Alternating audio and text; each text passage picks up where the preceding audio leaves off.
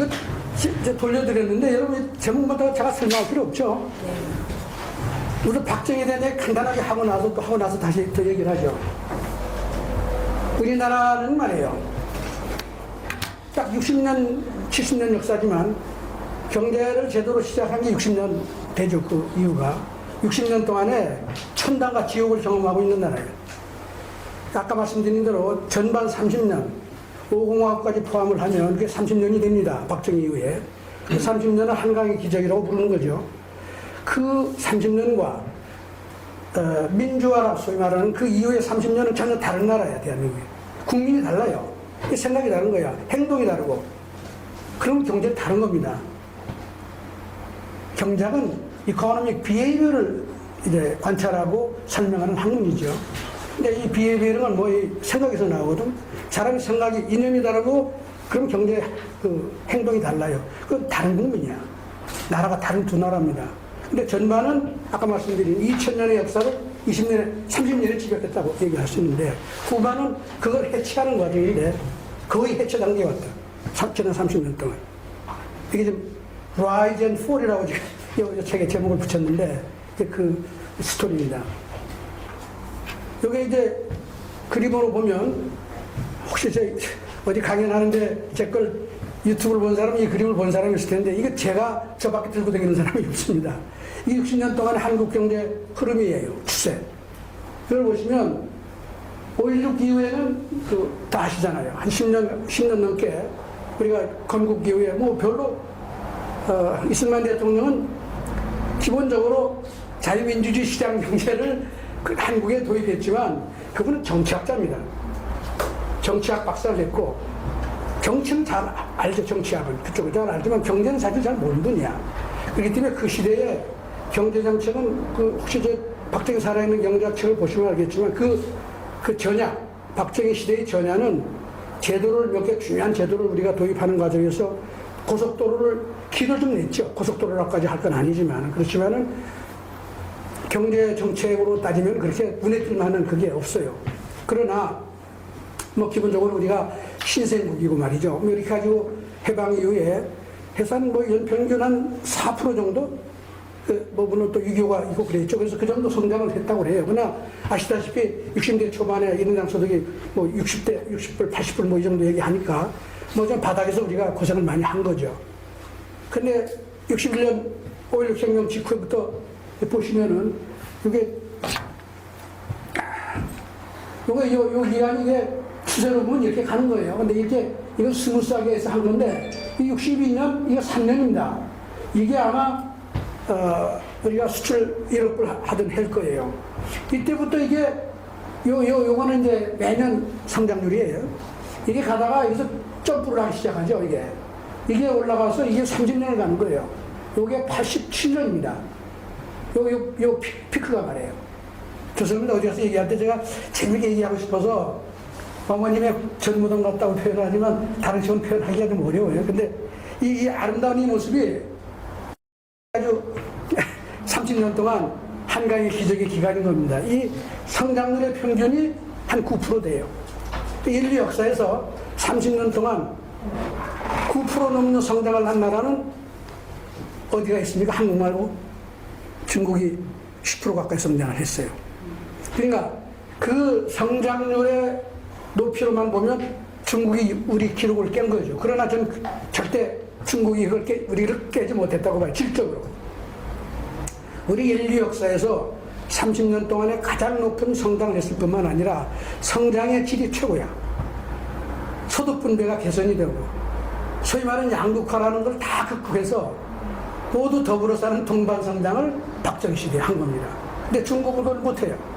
지금 뭐 성장률이 내려갔다고 그러지만 뭐 그래도 꾸준히 중국이 그래도 높은 성장을 하는데 가장 큰 문제는 뭐냐? 소득 분배가 계속 왔거든요. 그 사람들이 우리 새마을운동을 배워간다고 가서 야단 법석을 떨지만 절대 개선을 못해. 제가 보기엔 중국은 절대 지금 소득 분배 악화를 해결하지 못한다. 우리나라 새마을운동 배우지 않으면. 근데 제대로 못 배우고 있는 거예요. 이걸 제대로 실천하지 못하고 있고. 근데 우리나라는 새마을운동과 더불어서 산업화 그게 같이 묶여서 30년 동안 최고의 동반 성장을 했기 때문에 이건 세계 세적인 기록이에요. 거기다가 제가 아까 말씀드린 베네치아에서 올라온 그 전통을 다 얘기하면 한국의 경험은 말이에요. 너무나 중요한 역사적인 경험입니다. 그래서 제가 감히 얘기 안 되면 제가 오원천 서울대 총장 할 때 가서 제가 잘 알고 무슨 다른 회의도 같이 하고 있어요. 여보시오, 서울대학에 대한민국의 문명 패러다임을 가르치고 그걸 세계에 전수하는 그 대학을 하나 만들어라. 물론 거기 박재기가 들어가야지. 서울대학이 그걸 해야 될 대학이 아니냐. 상상도 못하죠, 그런 생각을. 저는 그렇게 생각합니다. 전 세계가 한국의 경험을 제대로 소화하고 배우면 오늘날의 전세의 경제 문제, 소위 저성장과 분배의 악화라고 하는 이 고질적인 문제를 해결할 수 있다고 주장하는 겁니다. 이 새마을운동이 그래서 제가 노벨상감이라고 제가 감히 주장을 한 것인데, 그래서 이 기간을 거치고 나서 보시면 이때부터 이게 87년인가 그래요. 이후에부터 이게 내려가죠, 이제. 이 빨간 거는 소위 경제학에서 그 통계학적인 분석을 통해서 추세, 트렌드를 잡아내는 거예요. 매년 올라가는 걸 보고서는 잘 안 보이기 때문에 추세를 봐야지만 경제가 어디로 향해서 가는지 알 수 있단 말이에요. 근데 요즘 뭐 KDI나 이런 데서 한 건 10년 전도 보지를 않아요. 그렇게 하면 경제를 할 수가 없어. 왜냐하면 경제라는 건 사람이 생각이라고 했죠. 이 생각이라는 건 여러 가지 요인에 의해서 바뀌는데 가장 중요한 건 뭐냐? 그 나라의 제도야. 그 뭐 다른 말로 표현하면 룰스 오브 더 게임, 경기 규칙이 있어. 대한민국에는 개발연대의 경기 규칙하고 민주화 이후에 대한민국의 경기 규칙은 완전히 달라요.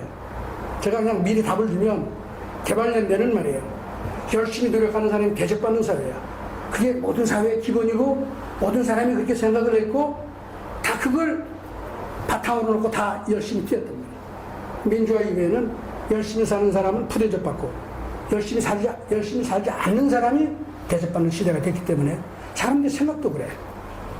그렇죠. 요즘 모든 사람들은 실패는 자기 탓이라고 생각 안 해요. 남 탓이고. 그래서 정마한테 내놓으라고 그러죠. 박정희 시대 그거 없었다고. 그래서 사람들이 생각이 다른 거예요. 그래서 그런 기조 위에서 이제 이걸 보면은 80년대 후반 이후에는 이 성장률이 추세적으로 계속 내려가는 거예요. 이게 중요한 건 말이에요. 그 사이에 좌파 정권이 잡기도 하고 우파가 잡기도 했죠. 좌우파 정권에 관계없이 이 정치권에 있는 사람 모두 같은 사람이에요. 같은 정책을 했고 같은 제도를 소위 말하면 합의에 의해서 한다. 그래서 다 같이 한 거죠. 그래서 걱정스러운 거는 저 우파라고 하는 정당이 정권을 잡아도 절대 이 상황을 뒤집기가 어려울 것 같아요. 이미 국민들의 생각도 바뀌었고 정치권은 뭐 이제 김종인 씨 얘기가 나올 겁니다만 그런 사람이 보수당에 와서 비상대책위원장을 하고 뭐 그게 무슨 오늘 보니까 뭐 두뇌? 한국의 힘의 두뇌라고 이런 황당한 나라가 돼 있기 때문에 정권이 바뀌어서 누가 대통령이 되더라도 이걸 바꾸기 어려울 것이다. 이거 보시면 추세적으로 반전된 경우 한 번도 없어요. 1, 2년 뭐 이렇게 오르락내리락 하지. 그게 지금 추세적으로 반전된다는 건 뭐냐? 이게 계속해서 성장률이 안정되고 안 내려가고 적어도 이렇게 스테이블하게 가야지 그게 지속 가능한 거 아니겠어요?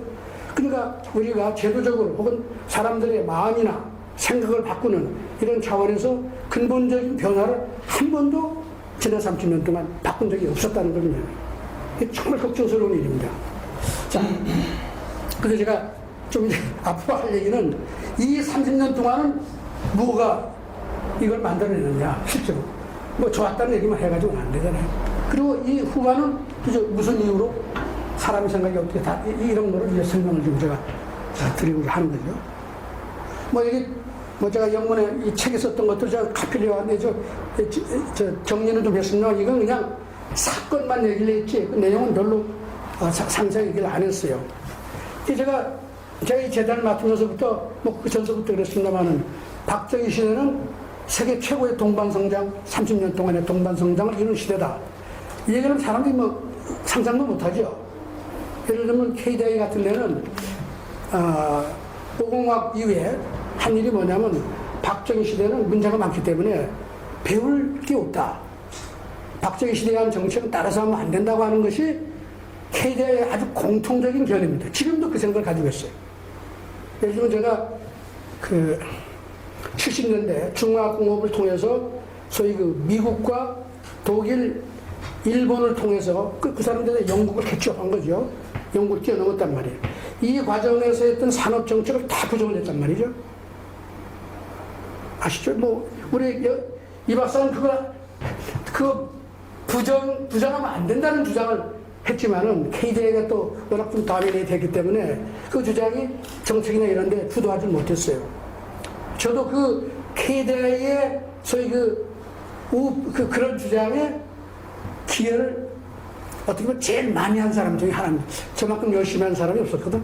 그 당시만 해도 우선 박정희 시대에서부터 우리가 박정희 시대가 이 우쪽에 이렇게 있었으면 가운데 쪽으로는 와야 되지 않느냐 하는 생각은 했죠. 그러니까 이걸 자꾸 부정하는 쪽으로 얘기하는 게 일반적이지. 그럼 박정희 시대는 왜 성공했느냐는 본질적인 질문은 안 한 거예요. 예를 들면 이런 겁니다. 지금도 KDI 보고서에 뭐 사방역에 나와 있는데 박정희 시대 성과가 좋죠. 이거 부정할 수가 없단 말이에요. 이제 그거 잘했다고 그래요. 그러나 이제 그때 꼭 제가 그러나가 붙습니다. 뭐라 그러냐? 그러나 박정희가 너무 개입하고 그냥 강압적으로 하고 이래가지고 시장의 원리를 무시하고 이래가지고 그다음에 그런 경제학자들 무슨 얘기가 나오는 줄 알아요? 자원 배분이 왜곡된다고 그래요. 뭐 금융 자원도 말이죠. 뭐 정부가 이렇게 해가지고 관치금융하고 뭐 이렇게 가지고 이래서 부작용이 너무 많아서 자원 배분이 심각하게 왜곡이 됐기 때문에 박정희는 따라서 하면 안 된다. 이게 무슨 얘기 알겠죠? 이렇게 잘했지만 이게 많은 부작용을 야기했기 때문에 그렇게 하면 안 된다 이게. 제가 반론을 질문을 하면 그래? 그렇게 자원 배분이 왜곡되면 경제학은 뭐예요? 자원 배분의 효율을 높이기 위한 가장 중요한 학문이야. 그걸 목적으로 하고. 그럼 자원 배분이 왜곡됐으면 경제가 발전하면 안 되지. 알아요? 이 질문을 돈지사를 치고 가져오셨다 이게. 어떻게 그렇게 심각한 자원 배분의 왜곡을 가져왔는데 경제는 인류 역사의 최고의 동반성장을 가져왔어요. 30년 동안 가져올 수 있겠느냐? 그거 어떻게 설명하냐? 아무도 이 문제에 천착하는 사람이 없어요. 오래전서부터 제가 이 주장을 했죠. 제가 KDI에 나오면서부터 제가 85년에 KDI에 조인해가지고 97년에 한국경제연구원장으로 나올 때까지 12년인가를 제가 근무를 했는데 제가 나오면서부터 이 주장을 했거든요. 이게 참 큰 문제가 있구나. 내가 그걸 발견해가지고 그렇게 얘기했는데 아직도 KDI는 계속 아까 얘기한 첫 번째 잘했다. 성과를 보니까. 근데 내용을 보니까 문제가 많아서 앞으로 이거 하면 안 된다. 이렇게 나오니까 배울 게 없는 거죠. 근데 제가 보기에는 이게 이렇습니다. 그러니까 이런 거를 좀 봐야지 되는데 이걸 보고도 그런 질문을 던지는 사람이 없어요. 이게 1993년에 월드뱅크에서 아시안 미러클이라고 하는 그런 책이 하나 있습니다.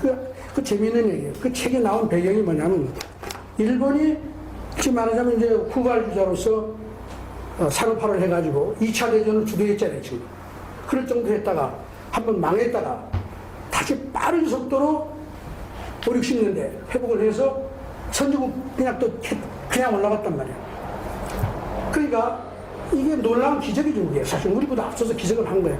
우리보다 성과가 좋지는 않습니다. 물론 잘했지만, 기록으로 따지면. 근데 일본 사람들이 돈도 벌고 경제도 좋은데 어디 가서 말빨이 안 서는 거야. 국제회의 가면 일본, 저거 익셉션을 한 거야. 저 경제학이 하지 말라는, 그러니까 경제 원론은 안 맞아, 이런 거죠, 이게. 그 어디 가서 대화에 끼지를 못한단 말이에요. 이제 무슨 말씀이냐면 경제학 교과서에 박정희 패러디하는 교과서에 들어가야 된다는 거예요. 제가 강단 경제학을 자꾸 말씀하는 게 제가 주장하는 이런 이론, 제가 쓴 거 이런 것들이 나중에 가서 경제학 교과서 한 챕터가 돼야지만 그게 이게 경제 이론으로서 우리가 검토할 수 있다 이렇게 되는 거거든요. 그게 잘 아는 장호영 교수 아시죠? 그분은 자 박사 그게 교과서에 들어가야 되는데 이제 누가 그걸 교과서에 넣느냐 이건 이제 앞으로 우리가 중요한 과제입니다. 일본이 그걸 못하니까 어디 가도 대접을 못 받는 거예요. 월드뱅크에서 그렇고 돈은 많단 말이에요. 돈을 잔뜩 모아서 뭐 하는지 알아요? 월드뱅크에서 돈을 주고 당신들이 연구를 해서 일본이 이거 틀린 일이 아니라 옳은 일을 잘해서 성공했다는 걸 좀 만들어달라 이렇게 된 거예요. 그래서 이제 미국 경제학자, 한국의 경제학자 다 KDI까지 다 참여했어요. 그래서 한국 경제학도 많이 들어갔습니다. 왜냐하면 아시안 미러클이라는 게 일본, 한국, 뭐 대만, 싱가포르 이런 나라들 아니, 홍콩 이런 나라들 포함해서 이게 이 서양 경제학의 예외가 아니라 그 뭐 같은 거 아니냐 이런 얘기를 좀 해달라는 거죠. 근데 이 월드뱅크에서 연구한 결과가 뭐라고 그러는지 알아요? 여전히 일본은 안 돼. 일본이 잘한 게 뭐냐? 경제학에서 하라고 하는 거 잘해서 됐다. 이게. 결론이 그겁니다. 일본은 자기네가 한 게 경제학하고 다를 수 있죠. 다른 거예요, 사실은. 그게 보편성이 있다는 것을 증명하고 싶었는데, 갖고 뭐라고 결론이 났냐?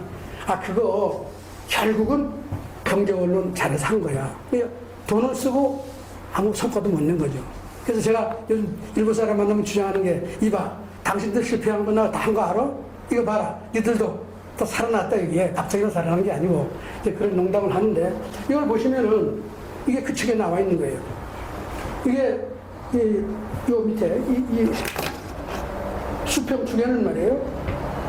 이 분배를 추정한 거예요.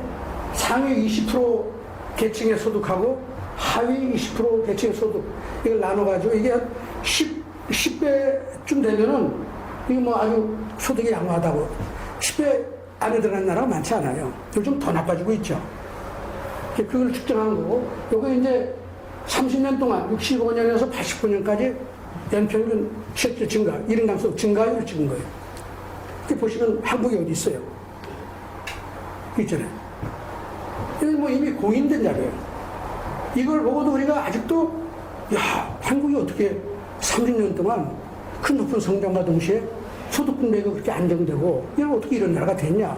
이건 너무나 당연한 질문인데 아무도 지금도 던지는 사람이 없어요. 정말 놀라운 일입니다, 이거는. 자, 그리고 이제, 그럼 최근에 와서 어떻게 됐냐? 이게 아까 최근에 나빠진다고 그랬죠, 최근에? 이게 소득 분배에 대한 지표가 우리나라에 90년대부터밖에 없어요. 그래서 이게 뭐 연장해보면 이제 나중에 이제 표가 하나 나옵니다만은 90년대 이후에 소득 분배를 측정해보면 이게 90년대 초반에 이렇게 하다가 이게 계속 악화되는 거예요. 이게 진위기수라는 거예요. 여기 조금 내려가지고 여기 이쯤만 나와 있을 거예요. 이게 추세적으로 보면 90년대 민주화 이후에 소위 그 민주화를 주장하는 사람들이 입만 열면 하는 게 뭐예요? 대한민국의 불균형이다, 이게. 기업 부문도 불균형, 지역도 불균형, 소득도 불균형, 이거 균형되게 해야 된다. 맨 입에 달린 소리를 했는데 소득 분배는 계속 나빠지는 거예요. 성장은 물론 아까 보신 대로 나빠지죠. 이게 좀, 그래서 제가 여기 뭐, 제가 좀 더 긴 시각에서 보는 그 분배, 소득 분배 데이터를 나중에 보여드릴 텐데, 우리나라가 전 세계에서 가장 양호한 분배를 가진 나라 중에 하나예요. 우리나라, 대만, 일본 정도. 이거 좀 동아시아가 특별합니다. 우리나라도 상당히 낮죠. 분배가 잘 되는 나라인데, 60년 동안 그 데이터가 나와 있는 걸 보면은 90년대 이후에 계속 나빠져요. 그 데이터도. 그러니까 이 문제는 뭐냐면, 자, 우리가 민주화 이후에 국민들한테 한 얘기가 뭐예요? 더 잘 사는 나라 만들겠다고 그랬잖아요. 제가 뒤에 가서 말하겠지만, 5공화국, 제5공화국의 깃발이 뭔지 아세요? 기억도 못 하시지? 정의 사회 구현이야. 놀라운 일입니다. 기억났어요. 그게 무슨 얘기예요? 박정희 20년? 정의롭지 않다는 거지. 다 뒤집었죠? 다 뒤집었어. 정책적으로 다 뒤집었단 말이에요. 그 정책적으로 뒤집을 때 정책의 핵심은 누가 있었냐? 경제학자. 소위 주류 경제학이라고 하는 학자들이 청와대에서부터 다 점령하고 박정희 시대를 다 부정한 거예요. 박정희 시대 경제학자들은요, 죄송합니다. 남덕우 씨를 포함해서 박정희 시다발이라는 거예요. 박정희가 뭘 하는지 잘 몰랐어요. 무슨 얘기는. 그 사람들 책을 읽어보면 깜짝깜짝 놀랍니다. 시킨 거 아니에요. 새마을운동 마찬가지예요. 다른 것도 박정희가 하자고 그래서 간 거지, 이 사람들이 먼저 하겠다고 그러면 하나도 없어요. 심지어 KDI가 72년인가 74년에 만들었어요. 72년? 71년도에 설립된. 예, 71년인가 그래요. 그래서 뭐 그거 다 주류 경제학자들이 왔지만 그 사람들의 철학이나 그게 박정희한테 전혀 영향을 안 미쳤어요. 그 사람들은 데이터나 모아가지고 앞으로 성장이 얼마나 될까 뭐 이런 거나 추정하고 이랬지, 실제로 경제정책은 대통령이 다 본다. 오원철 씨 이런 사람들이 거예요. 그러니까 대한민국의 지식인도 그렇고 아무도 박정희 머릿속에 뭐가 있는지 모르는 거예요. 그러니까 심하게 얘기하는 이 책에서 그렇게 했습니다만 박정희가 새마을운동 하는 동안에 말이에요. 70년서부터 돌아가실 때 했죠. 온 대한민국을 돌아다니면서 한 얘기가 뭔지 알아요. 그 전서 61년에 5.16 한 다음서부터 63년에 서울대학 졸업식에 가서 한 얘기도 마찬가지예요. 하늘은 스스로 나를 돕는다. 일어나라 말이야.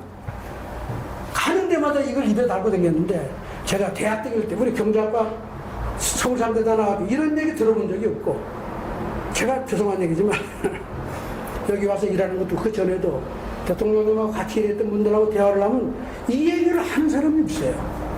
이 인플리케이션을 전혀 모르는 거지. 대통령이 늘 그런 얘기를 하면서 열심히 성과를 가져오세요. 성과를 가져오세요. 이런 거예요, 대통령이.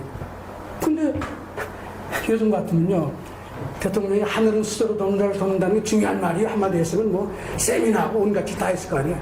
대통령이 절대 그걸 관여한 사람이 아니에요. 혼자. 그 연설문은 카리드가 되게 들어가 있거든요. 그래서 제가 이게 개발되면 박정희 혼자 써있다. 정책적으로는. 다른 사람은 그 카리스마가 있는 사람의 한 말씀에 그냥 쫓아서 열심히 돈 모아다 주고 돈 어떻게 조달해? 그러면 이렇게 하면 됩니다. 그거 어려워서 안 됩니다. 이런 얘기는 했지만 그 정책이 잘못됐다고 이런 얘기를 한 사람은 없었단 말이에요. 그러나 돌아가시고 난 다음에 아까 얘기한 새로운 경제학자들이 딱 50에 들어오면서부터 그거 다 버렸다. 정책을 다 버렸어요. 오케이? 자, 이건 내가 이거는 그냥 박정희 시대의 그 동반성장 이런 과정을 설명한 겁니다. 이건 원인을 설명한 거 아니에요. 근데 이거 원인이라고 생각하는 사람들이 있어요, 경제학자들이. 박정희 대통령 시대는 수출 주도 성장에 처음 했단 말이에요. 수출만이 살 길이다. 요즘 이제 그것도 하면 안 된다고 그러잖아요. 뭐. 근데 수출을 많이 하면 어떻게 되냐. 경제 이론에 의하면요, 수출 부문을 수출을 하기 위해서 그러면 내수 부문은 죽어요. 이 내수 부문이 뭐예요? 요즘 얘기하는 이 사람들 얘기하는 뭐예요? 무슨 경제? 중소기업, 서민경제지. 이게 투자한 데야. 그냥 자원을 수출 섹터에 자꾸 이렇게 투입을 하니까 말이에요. 그러면은 자연스럽게 수출 많이 일어날 때요. 내수가 주고. 근데 그 다음에 수출을 해서 돈을 벌잖아요.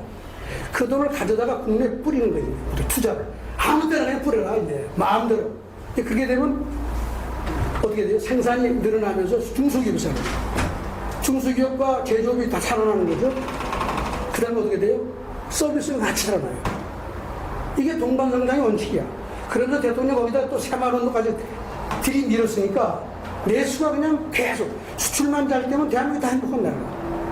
그게 20년 동안 간 거예요. 분배 개선되죠. 성장 빠르죠. 그런데 이제 뒤에서 나오는 얘기지만 요즘 어떻게 됐냐.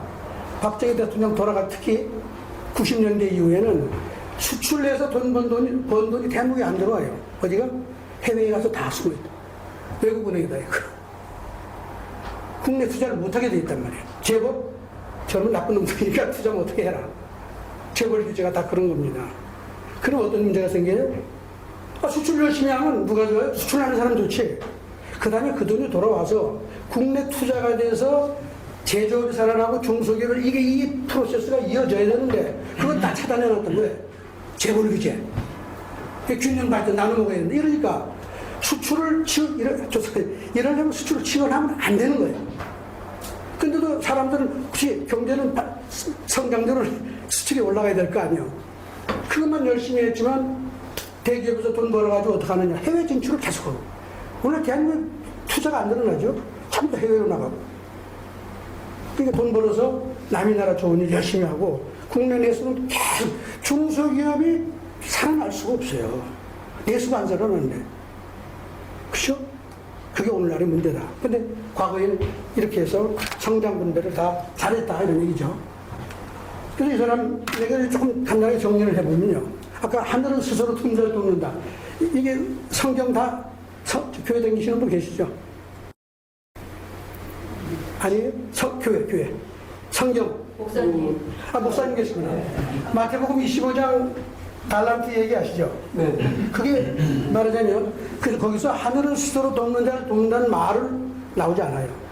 근데 이제 서양에서 영국의 산업혁명, 1800년대 산업혁명하던 1840년대에 영국의 유명한 수필가, 철학가, 비평가 이렇게 부르는데, 스마일스라고 하는 사뮤엘 스마일스라고 하는 유명한 사람이 있었는데, 그 사람이 하늘을 스스로 돕는다는 제목으로 책을 쓰고, 그래가지고 그 산업혁명 기간에 미국, 영국에서 아주 엄청나게 팔리고, 심지어는 그 사람이 아담 스미스, 칼 막스의 복음과는 명성을 이뤘다고 해요.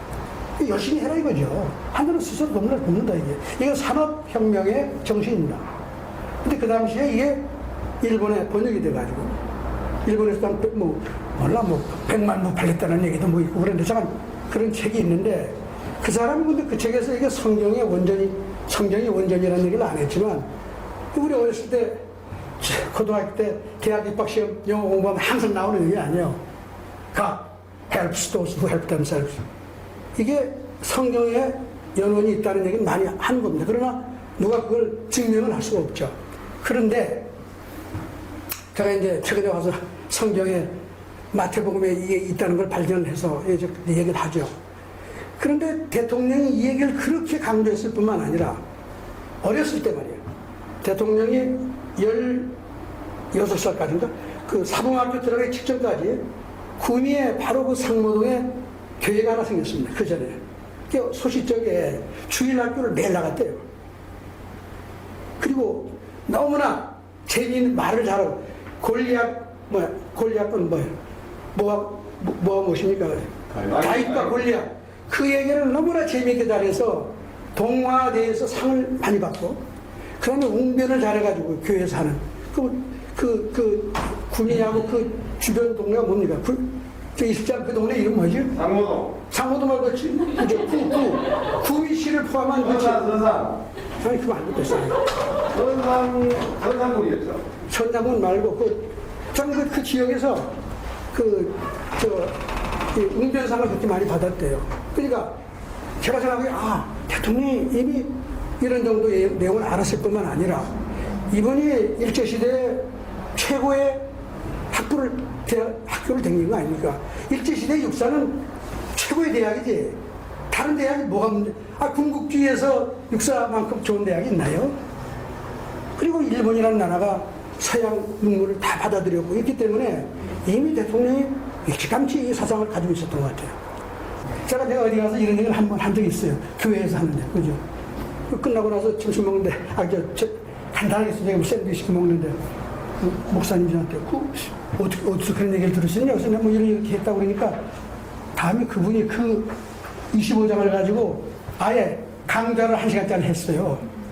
이게 왜 중요하냐? 이게 자본주의의 핵심이다. 그래가지고 제가, 좀 대단하시다. 그렇게 생각을 한 적이 있는데, 하늘나라에서 메스터가 오랫동안 출장을 따르면서 하이브 셋을 불러가지고 달란트. 이 달란트라는 게 두 가지 의미가 있는 것 같아요. 하나는 탤런트. 거기서 나온 말이죠. 그리고 그게 달란트라는 금화를 의미한다고 그래요. 그걸 이제 한 하인한테는 다섯 개를 주고, 그 두 번째 하인한테는 2개를 줘요. 마지막 하인한테 하나를 주죠. 그 이제 출장 떠난 거예요. 가서 이제 한참 있다가 이제 왔단 말이에요. 그래 와서 하인을 불러가지고, 어떻게 살았냐? 너 돈들 어떻게 불렸어? 이렇게 물어보는 거예요, 사실은. 그러니까 5개 받은 하인이 와서, 난 열심히 노력해서 투자를 해가지고 10개로 만들었다고 배를 밀렸단 말이에요. 이거 자랑을 하고, 잘했다. 둘째 하인이 4개로 만들어서 가져왔어요. 너도 참 잘했단 말이에요. 셋째 하인이 하나를 그냥 들고 왔어요. 너 어떻게 된 거냐? 셋째 하인이 여러 가지 변명을 많이 해. 하나님께서는 위에서 물을 창출하고 어떡고 하면서 이거 없어질지도 몰라 겁이 나서 제가 땅속에 파묻었다 그냥 가지고 왔습니다. 이랬단 말이에요. 이게 하나님이 뭐라고 그러냐? 에이 바보야, 돈을 받았으면 원금도 갚아야 되고 이자도 갚아야지. 너가 이런 바보 같은 짓을 어떻게 이런 짓을 할 수가 있느냐? 그러면서 그 돈 일로 내라. 그 돈 누구한테 준 줄 알아요? 5개를 10개로 빌린 하인한테 줘요.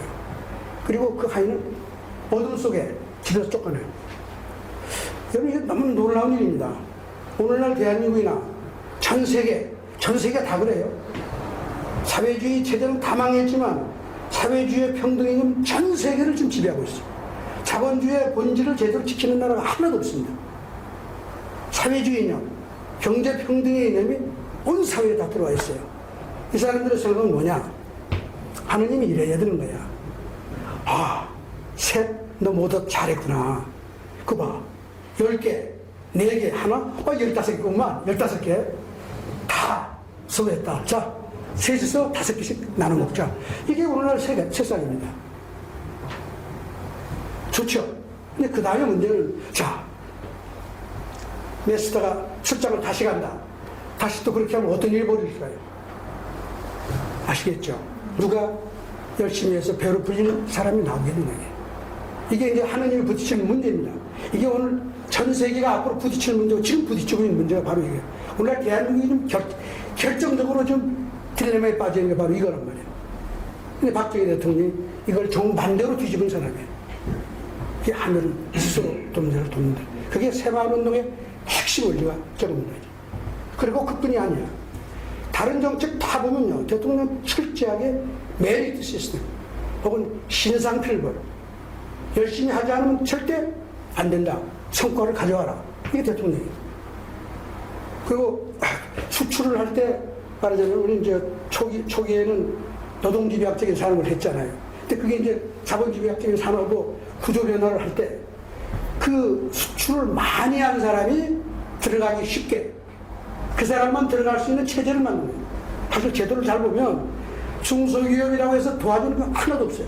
중소기업 중에 잘하는 중소기업이 들어갈 수 있도록 다 만든 거예요. 왜냐하면 중화공업을 할 때 육성 정책을 만들어 가지고 정부가 70% 넘는 지원을 했어요. 자본금을.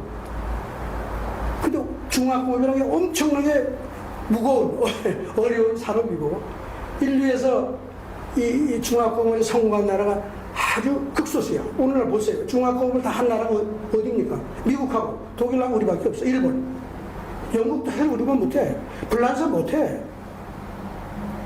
이 산업이라는 게 그렇게 어렵고, 그리고 대통령이 이 산업은 국제적인 경쟁을 위해서 국제규모로 키우라고 그랬단 말이에요. 근데 국제규모로 키우려면 자본이 엄청나게 들어가기 때문에 아무나 감히 할 수가 없어요.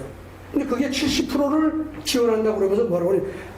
사실은 80% 아까 제가 데이터가 정확히는 않은데 20-30% 정도를 자기 자금을 가져오면 나머지는 은행, 정부 지원으로 해서 그 자본금을 충당시켜 주겠다고 그랬다. 물론 빌려주는 거죠. 해외 외채도 이제 넣어가지고. 그 20-30%의 자본금의 20-30%를 할 수 있는 사람이 누구겠어요? 수출을 잘해서 돈 번 사람밖에 안 돼요. 그러니까 이 스토리를 보면 수출은 말이죠. 수출이날 행사 아시죠, 여러분들? 네. 그거는 대한민국의 수출 기업의 등수 매기는 날이에요. 미리 다 얘기하면 제가 가서 얘기가 쉬워질 것 같아서 1963년에 수출 기업을 달성하고 나서 대통령이 너무 기쁘고 눈물을 많이 흘렸다고 그래. 그 과정에서 이제 상공부에서 앞으로 수출이날을 만들어가지고 수출을 본격적으로 합시다. 그래가지고 11월 30일 날 수출이날 행사를 했단 말이에요. 그날에는 매년 그날이면 어떻게 되는지 알아요? 대한민국 모든 길에 등수가 나오는 겁니다, 여러분, 이게. 이건 놀라운 일이에요. 근데 많은 사람은 뭐 이거 잘 이해를 못해요. 뭐 그날, 대통령수부터 장관 다 나오고, 협회 회장들 다 나오고, 대기업도 아니죠. 중견기업 정도의 사장들 다 나오고, 그래서 수출이날 행사를 하는데, 이 정치 행사로 계속 소위 말하는 DJ, YS 같은 사람들은 뭐 국제사자 반대하는 거 아니겠어요? 근데 그날은 뭐냐? 대한민국 기업을 1등에서부터 꼴등까지 등수를 매기는 날이에요. 심지어는 그 당시에 여러분 아시겠지만 수출 실적이 너무나 중요한 지원 기준이 되고 상을 받을 기준이 되고 그러니까 가짜로 수출 실적 올리고 할 수도 있잖아요. 근데 더 놀라운 것은 그 당시에 대한민국은 수출해서 돈을 벌면 전부 다 한국은행에 들어가야 돼 있어. 일단 달러가 들어온 거는 한국은행에 가니까 어느 사람도 자기 수출 실적을 사기칠 수가 없단 말이에요. 그 당시에 다 한국은행에서 다 바꿔, 요즘 달러 호주머니 못 가고 그때 다 처벌받았잖아요. 그렇기 때문에 매년 대한민국 기업들이 1등에서부터 꼴등까지 등수가 나오는 거예요. 또 대통령이 1등에서부터 10등은 무슨 상, 또 탁탁탁 해가지고 이게 매년 굴러갔다. 예를 들면 여기 신화적인 스토리는 대우가 10년 동안 1등을 했습니다. 여러분 대우를 절대 우습게 보면 안 돼요. 그 상인으로서의 김우중 씨와 그 대우가 대한민국 수출을 위해서 일으킨 그 공적은 절대 아무도 부정할 수가 없어요. 외환위기 이후의 회복도 다 대우가 한 겁니다, 사실. 정부하고 싸워가지고 뭐 이렇게 됐지만, 어쨌든. 그 수출, 증진 정책이라는 게 잘하는 수출 기업이 대접받는다. 이게 핵심이야.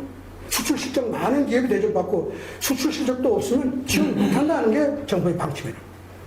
그리고 수출을 많이 한 기업, 그 기업만 중화보험에 들어갈 수 있다. 이게 이제 기본적으로 하늘은 스스로 덮는 데를 덮는다. 박정희는 하느님 역할을 한 거예요. 그리고 그 참모들, 경작들 돈 지원하는 거, 뭐 이것만 했지 그 정책에 아무도 문제제기를 하지도 못했고 실제로 그런 게 이 일관된 정책이 이렇게 있는지도 몰랐을 거거든요. 그래서 이게 바로 시장경제라고 주장을 하는 거죠. 이게 이제 결정적인 게 뭐냐면 시장은 뭐라고 하면 경제학에서 경제학 공부 하셨으니까 자원 배분을 잘하는 장치라고 그래. 적재적소에 사람을 쓰고 뭐 자원을 적재적소에 쓰고 그래서 생산성을 높이고 그럼 경제가 발전한다. 이거는 아주 추상화한 얘기야. 근데 실제로 그렇게 하려면 어떻게 해야 돼요? 시장에서 차별을 안 하면 절대 그렇게 할 수가 없습니다. 시장이라는 건 선택하는 거예요. 진화론을 좀 떠올려보세요. 진화론의 핵심 뭐예요? 모두가 같이 출발하지만 돌연변이가 생겨. 그 우리가 선택하는 거예요. 거기다 힘을 얹어주면 이게 퍼지는 거지. 이 셀렉션. 선택하지 않으면 사라지는 거예요. 성경은 창조론이라고 그랬지만 성경이나 진화론이 같은 거예요.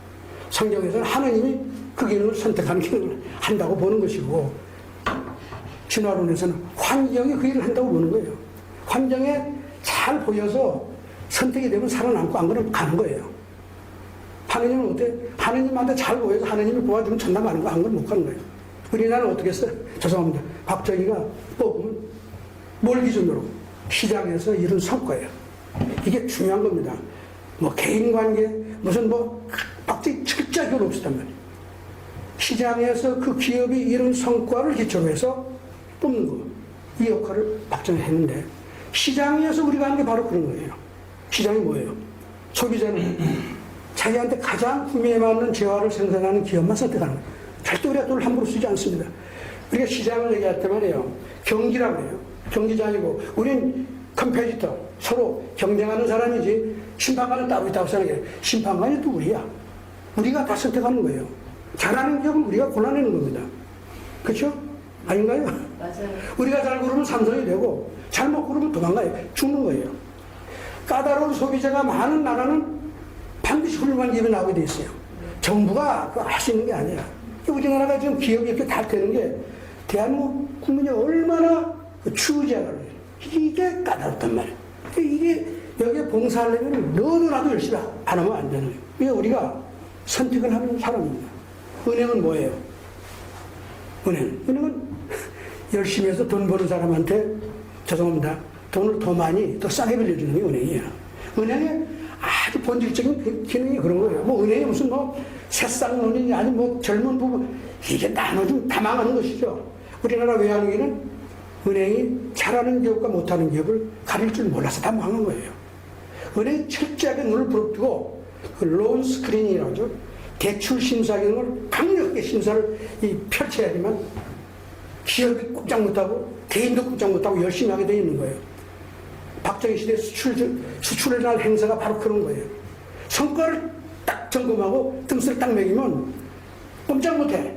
거기서 1등에서도 10등, 20등, 30등 되면은 은행 가면 그냥 뭐 프리 패스죠. 그게 이미 대통령을 중심으로 하는 수출 기능 그 정책이 그 과정이 승자를 다 갈라내는 거예요. 그게 무슨 특혜가 아니라 그 성과에 따라서 한 거 아니에요. 그 은행이 거기다 돈을 지원을 한 거구만. 그렇기 때문에 관치라는 게 그 원칙만 따르면 시장하고 전혀 다르지 않은 거예요. 은행이 그 일을 하죠. 우리 주권시장 좀 야단인데 방하는 사람도 나오겠죠. 근데 증권시장의 핵심 뭐예요? 잘하는 기업을 고르는 장치가 돼요. 그렇지 않고는 어떻게 얘기하든 결국 장래성이 있고 돈을 버는 기업을 잘 고르면 돈 버는 것이고, 원칙은 간단합니다. 그럼 잘못 고르면 당하는 거예요. 그럼 기업은 그럼 아무나 뽑아요? 좋은 대학 나오고, 성적도 좋고, 추천서도 좋은 사람 뽑으려고 다 그런 거 아니에요? 삼성이 오늘날 대한민국 1등 기업? 당연하지. 대한민국 1등 인재가 다 가니까 그렇죠. 지금 다 그렇게 그러는 거 아니에요? 그럼 개인은 아무 데나 가요? 중소기업 가라고 해서 안 갑니다. 다 좋은 기업 가려고 그러잖아. 우리나라 정치인들 말이에요. 우리 박근혜 대통령도 그랬지만, 중소기업들 뭐 왜 중소기업 우리 젊은 사람들 왜 중소기업 안 가냐고. 아무리 얘기해도 안 되는 거예요. 가라고 해도 안 돼. 왜 그런지 아세요? 박정희 대통령 시절에는 중소기업이요, 10년 안에 중견 그리고 큰 기업으로 가서 사장도 하고 임원도 다 했어요. 기업이 너무나 빠른 속도로 성장을 했기 때문에 내가 중소기업에 들어가는 것이 아무 부담이 될 수도 없고 어디 가서 창피한 일도 아니에요. 그게 나중에는 다 결혼하는 데 도움이 되는 거죠.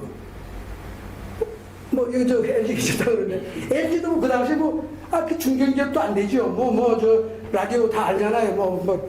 치약만두보다 여기 다 하던 시절이 있었단 말이에요. 그러면 SK 같은 건 이 옷 만드는 회사 아니에요. 거기 들어갔던 사람이 나중에 회장하고 아무것도 없는 서울대에 나온 사람이 가서 나중에 청년령 회장까지 했잖아요. 이 변화의 과정이 있으면 중소기업 가지 말라고 해도 가는 거예요. 근데 놀라운 것은요, 과거의 중소기업 육성 정책이 오늘날 재벌을 만든 거예요. 여러분, 재벌이 따로 만든 게 아닙니다. 박정희의 중소기업 육성 정책에 성공해서 중소기업이 대기업이 된 거예요. 근데 그 이후에, 박정희 이후에 새로 재벌이 된 대기업이 있나요? 제조업 부문은 하나도 없어요. IT 쪽에 지금 한두 개 나왔지만. 이상하잖아요. 대한민국 국민이고 다 같은데 많은 사람은 기존의 재벌 때문에 안 된다고 그래. 답답한 노릇이에요. 중소기업 육성 정책을 잘못하는 거지. 그럼 여기서 어떻게 해야 되겠다? 중소기업은 어떻게 하면 육성돼요? 잘하는 중소기업이 은행 가서 더 지원을 받으면 돼. 우리나라 그렇게 하는 줄 아세요? 안 그러거든. 중소기업 육성 정책은 정부가 기금을 주거나 이렇게 하면 딱 n분의 1로 나눠주는 거예요. 내가 잘해서 작년보다 더 잘하고 더 커지면 때에 따라서는 더 이상 오지 말라고 그러지. 너 잘했기 때문에 돈 더 가져가라는 은행 하나도 없어요. 그럼 중소기업 어떻게 성장해요? 기업의 성장이라는 건 내가 잘해서 다른 기업을 내가 먹어야 되는 거야. 그 M&A를 통해서 성장하는데 M&A가 일어날 수가 없는 거죠. 왜? 성장하는 기업이 안 나오니까. 이런 기본적인 딜레마를 안고 지금 30년, 40년 동안 중소기업 육성 정책을 하니까 중소기업 다 죽는 거지, 이게.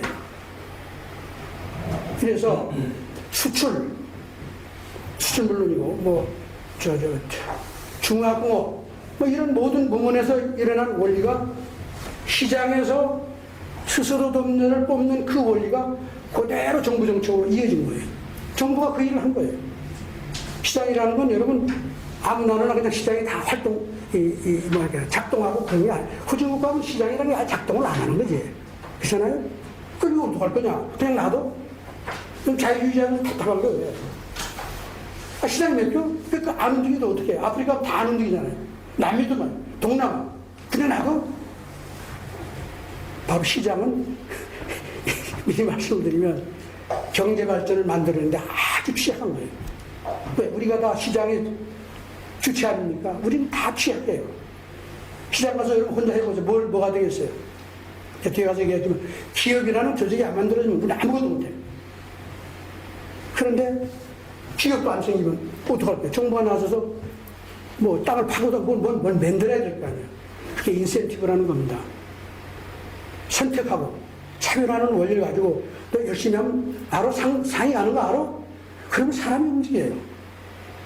요즘 와서 경제학이 그동안에 너무 문제가 많아서 고민하다가 이제 소위 행동경제학 이런 경제학이 좀 많이 뜨고 노벨상 몇 년에 걸쳐서 제가 저기 얘기했지만은 그런 것도 실험을 하고 말이에요. 인센티브가 주면 어떻게 달라져? 이미 박정희는 50년, 60년 전에 다 그런 인센티브를 가지고 다 이렇게 세운 사람이거든. 그러니까 내가 그 웃기는 소리 하지 마라. 이미 우린 다 써먹은 전략이니까 알아서 노벨상을 주든가 말아야 그런 얘기인데, 그러니까 이게 시장이라는 게 예, 이제 그 정도 하고 넘어갑시다. 그래서 그러니까 우리가 시장에서 하는 그 차등을 만들어내고 그걸 통해서 동기를 부여하는 이 기능, 이게 시장의 발전, 경제 발전 기능이에요. 근데 이런 식으로 시장을 해석한 사람이 하나도 없어요. 그 경제학에서 시장을 해석하는 거는 이건 좀 테크니컬합니다만 경쟁이 딱 끝난 다음에 결과를 균형이라는 컨셉으로, 균형이라는 개념으로 정리를 하고 자원 배분이 극대화됐다 이렇게 얘기를 하지 그 과정에 대한 설명이 거의 없어요. 경제학을 한 거는. 그렇기 때문에 선택하고 차별하고 이걸 통해서 역동적으로 남을 따라잡으려고 그러고 내가 선택받으려고 그러고 아니 동기부여 기능이 경제학이 없기 때문에 정태적인 경 그걸 동태적으로 뭘 만든다고 그동안 많이 수학을 쓰고 했지만은 기본적으로 시장이라는 건 차등을 만들고 더 극단적으로 표현하는 차별을 하는 장치입니다. 그런데 경제학에는 학문도 민주주의 발전과 다 맥을 같이 하죠. 아담 스미스의 국부론도 이념을 기초로 하는 자유학원이 이념을 기초로 하는 학문이에요. 그것도 다 이념에서 출발했어요. 현실보다 그 현실도 받지만 그잖아요. 그러니까 이 경제학이라는 학문이 평등이라고 하는데 많이 이게 경도가 되어 있단 말이에요. 그래가지고 뭐 심지어는 뭐 차별에 대한 얘기 제가 이 차별이라는 말을 한 15년 전에 미국 가전에 저 워싱턴에서 한국 출신 경제학자를 모아놓고 내 이 얘기를 한 15년 더 됐어요. 발표를 했더니 내 아는 동료들이 다 알죠. 제발 그 말만 빼라고 말이야. 차별이라는 말. 제 영어로 economic discrimination 다시 해요. 뭐 디스크리미네이션 다 알잖아요. 디스크리미네이션. 그럼 뭐가 문제가 있냐? 다른 건 다른 거 아니야? 뭐 다른 걸 다르지 않다고 그러죠? 제가 그 반문을 하니까 말은 뭐 다 이념적으로 민주주의 그 이념에다 빠져 있는 거예요. 근데 시장에 나가면 익명성이 보장되잖아요. 근데 너무나도 차별하는 거지, 이게. 근데 놀랍게도 그 차별이 동기부여를 통해서 새로운 시대를 만드는 역할을 한다 이거예요. 그런데 이 역할이 대단히 약한 겁니다. 그래서 약하다는 건 뭐예요?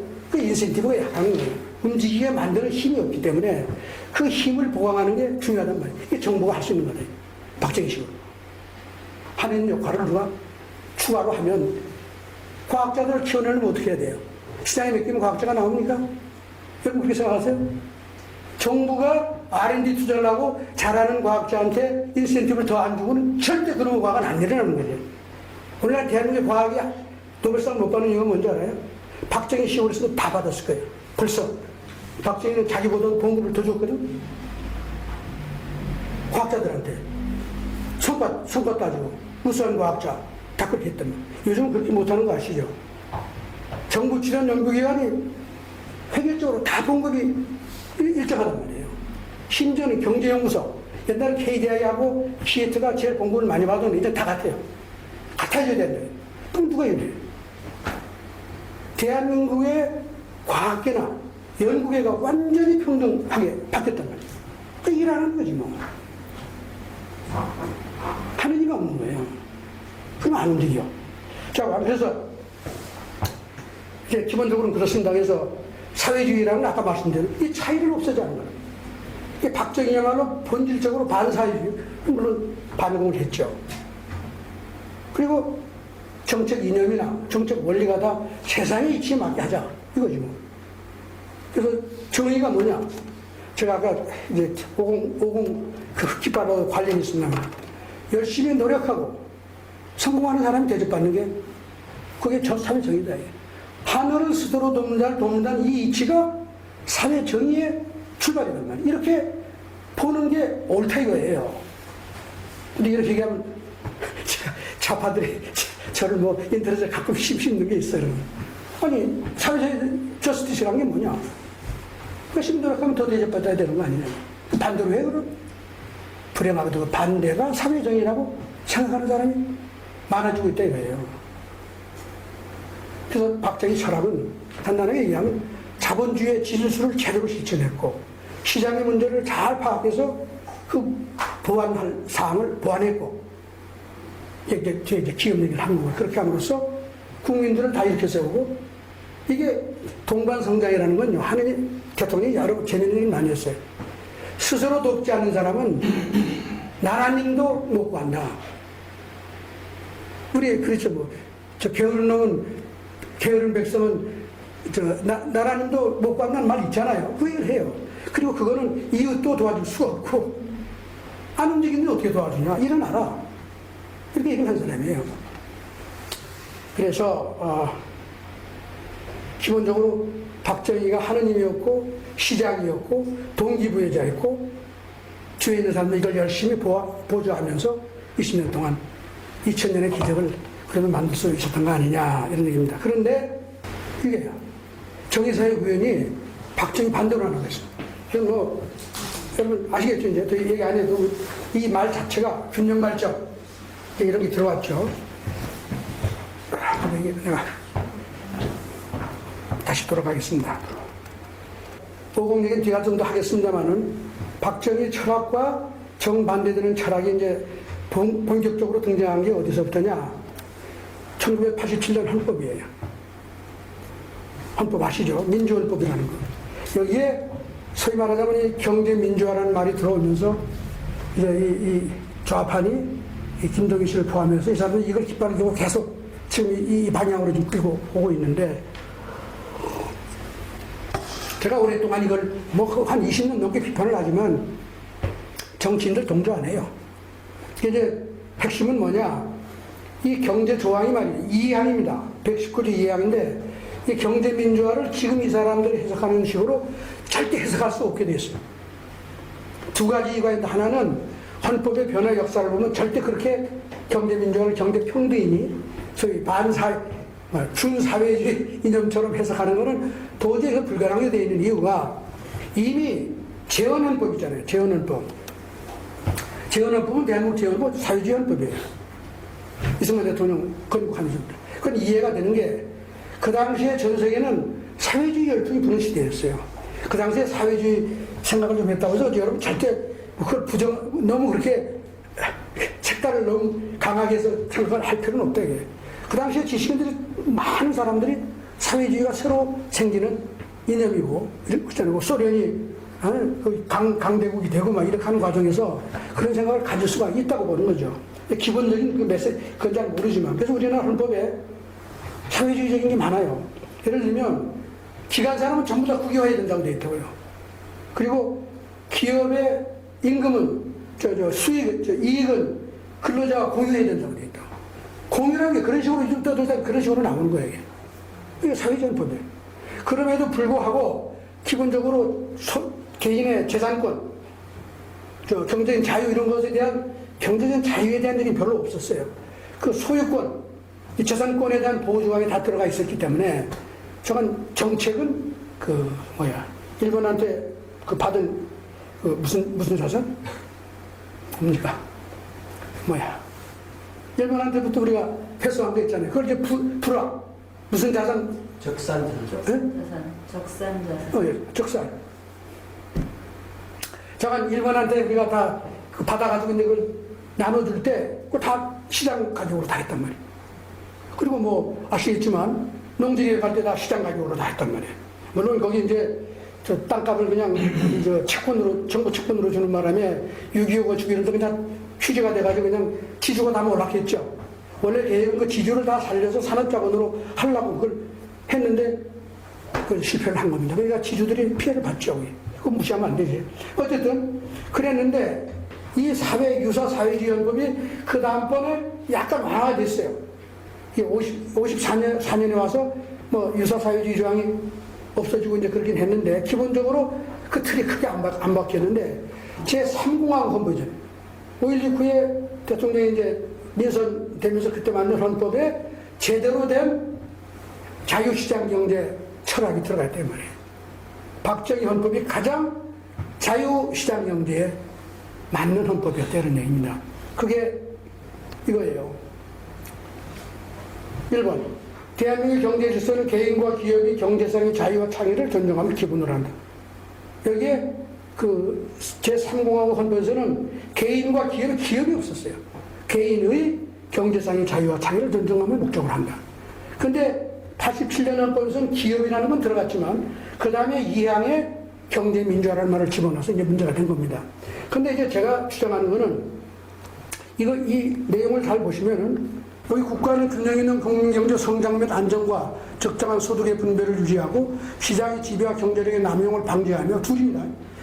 잘 보시면 국가는 균형 있는 국민경제 성장 및 안정과 적정한 소득의 분배를 유지하고 두 번째 시장의 지배와 경제력의 남용을 방지하며 경제 주체 간의 조화를 통한 여기 방지하면 하나 둘 세 번째 경제 주체 간의 조화를 통한 경제 민주화 이렇게 세 가지가 되어 있어요. 경제 민주화라는 게 이 앞에 걸 포용하는 게 아니라 원어그램이야. 이건 뭐 국어가 분명한 겁니다. 그런데 이제 더 흥미로운 것은 이 앞에 첫 번째 이제 소득 분배 유지하는 거 이건 이미 제1공화국 때 다 있었고 그 앞에 다 나왔어요 헌법에. 그리고 그 다음에 시장의 지배와 경제력의 남용을 방 이건 독점 규제가 다 나와 있었다고. 이게 이미 있던 걸 가져다 놓은 겁니다. 그러니까 사실상은 경제 민주화로 불만한 정도의 내용은 이미 이 앞에 다 있는 거예요. 그렇죠? 이거 하나하고 그 다음에 이거 두 개하고 그리고 나서 세 번째 경제 주체 간의 조화를 통한 경제 민주화를 연다. 이거를 지금 앞에 걸 다 커버하고 이게 무슨 경제 패러다임을 얘기하는 것처럼 해석을 하는데 그게 아니라 이거예요. 그러니까 이거와 다 이 하나 둘 이거하고 동렬에 있는 거다 이 말이에요. 그럼 이게 뭘 의미하느냐? 제 해석은 이렇습니다. 그 당시에 87년 헌법을 개정할 때 가장 큰 이슈가 뭐냐? 민간주도 경제로 가야 된다. 그건 뭐 학계도 모두 다 아시잖아요. 그 다 주장을 그렇게 했단 말이에요. 그래서 민간주도 경제라는 게 뭐냐? 민간이 역할을 강화시켜야 된다 하는 그런 의미에서 경제 운영의 민주화라고 해석을 해야 된다는 거예요. 근데 이건 제 얘기만이 아니라 이 헌법을 만들 때 민정당입니다. 민정당의 헌법 소위의 대표이면서 전체 헌법 개정 소위의 소위 위원장을 한 사람이 현경대라는 사람이었어요. 국회의원. 그리고 그 위원회에 또 민정당 대표로 김종인 씨가 위원으로 들어가 있었어요. 두 사람이 들어가 있는 거죠. 다른 당이 당연히 숫자에 맞게 했겠지만 그 소위 위원장을 맡았던 현경대 씨가 헌법을 통과시키고 나서 주위에서 그 헌법 정신을 정리를 해라. 그래가지고 새 헌법, 신헌법이라는 헌법 책을 냈어요. 그 책에 해설이 나와 있는데 분명히 뭐라 나온지 아세요? 그동안 너무 정부가 주도해서 오금도 그랬잖아요. 이게 안 되겠다. 그래서 정부, 기업, 근로자 이 3자가 국가 운영을 하는데 좀 보이스를 비슷하게 내서 좀 균형이 되도록 하는 게 좋겠다 해서 이 항목을 넣었다는 거예요. 그런데 김종인 씨는 대통령 만나가지고 현경씨 그런 일이 없었다는 거예요. 이게. 지금 이게 대단히 중요한 문제입니다. 그런데 저는 현경대 씨가 옳다고 생각하는 게 문맥상 말이에요. 이거는 그 개념으로 넣을 수가 없어요. 왜냐면 앞에 다 나와 있기 때문에. 이게 바로 그동안 제1공화국 헌법은 물론이고 대부분이 이념적으로 균형과 평등을 추구하는 그 개념이 다 들어가 있는데 왜 그 얘기를 띄고 가서 하게 되냐 이게. 경제 운용이 민주화다. 제가 얘기를 참 학교에서 유일하게 제가 분석을 다 해가지고 제발 우리 한글학자들 대도적 나와서 헌법 좀 해석 보잖아요. 이게 김종인이 얘기하는 건 맞나 이게. 살치고 있다. 이게 이제 기초가 되면서 5공화국 이후에 소위 사회주의 이념이 강화되는 그런 정책으로 가게 된 거라고 제가 말씀을 드리기 위해서 이제 한 건데요. 그렇습니다. 요거 이해가 됐죠? 이게 대단히 중요한 겁니다. 그러니까 역사적으로 보면 제1공화국에서 들어왔던 사회주의 이념이 강한 논법을 좀 완화해서 그걸 소위 말하자면 요즘 사회민주주의 국가라든가 이런 데서 얘기하는 그런 이유의 좀 완화된 평등 이념을 넣어서 균형과 뭐 분배 이런 거를 개선하고 하는 그런 게 이미 들어가 있단 말이에요. 그런데 그 다음에 다시 경제민주화 이건 뭐냐?